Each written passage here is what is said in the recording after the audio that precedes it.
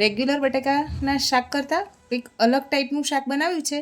ચાલો એ લસણિયા બટેકાના શાકની રેસીપી તમારી સાથે પણ શેર કરું. 500 ગ્રામ નાના બટેટા લીધા છે. એની પહેલાં તો આપણે છોલી લઈશું.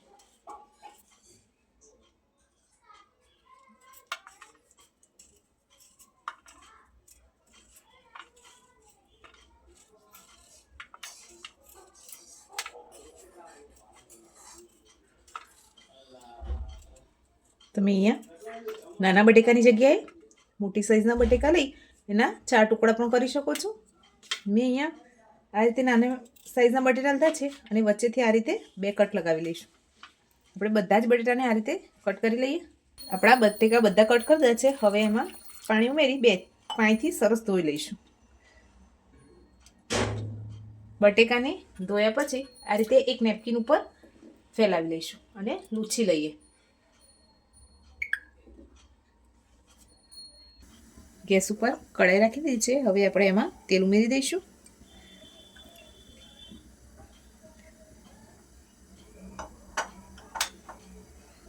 તેલ ઉમેર્યા પછી તેલ ગરમ થાય એટલે લૂછીને રાખેલા બટેટા ઉમેરી દઈએ.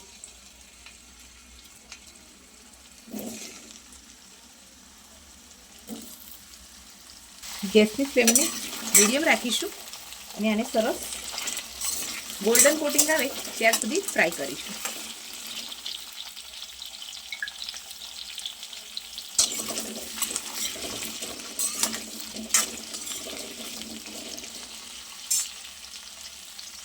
એ રીતે વચ્ચે વચ્ચે હલાવતા રહેવાનું જેથી બટેટા ચોંટી ના જાય નીચે અને સરસ રીતે બધી બાજુથી કૂક થઈ જાય.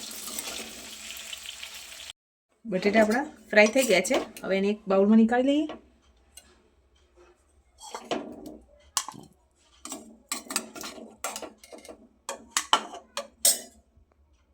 એક સ્પેશિયલ મસાલો બનાવીશું. એમાં આપણે સૂકા લાલ મરચાં ઉમેરીશું.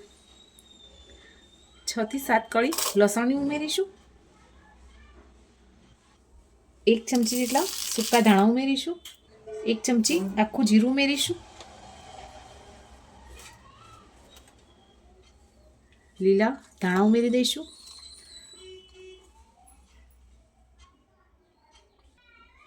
લાસ્ટમાં સ્વાદ પ્રમાણે મીઠું ઉમેરી પલ્સ મોડ ઉપર ક્રશ કરી લઈએ. સેમ કઢાઈ રાખેલી છે એમાં ઉપરથી બીજું થોડું તેલ ઉમેરી દઈશું.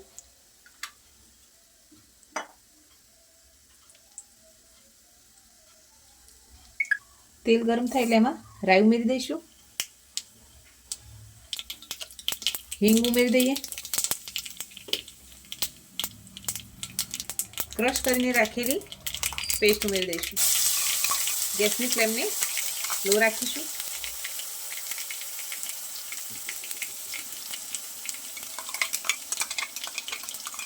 પેસ્ટ ઉમેરી દઈએ. હળદર પાવડર ઉમેરીશું. ધાણા જીરું પાવડર ઉમેરી દઈશું. તેલ છૂટું પડવા લાગ્યું છે. હવે બટેટા ઉમેરી દઈશું.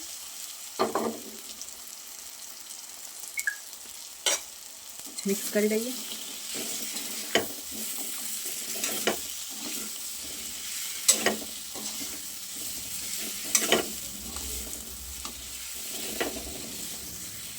થોડું પાણી ઉમેરી દઈશું.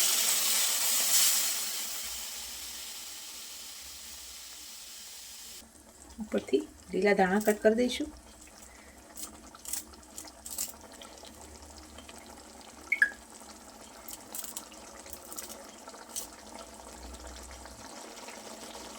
ગ્લાસમાં એક નાની ચમચી જેટલો ગરમ મસાલો ઉમેરી ગેસની ફ્લેમ એકદમ સ્લો કરી બટેકાને એકદમ સરસ કૂક થઈ જવા દઈએ.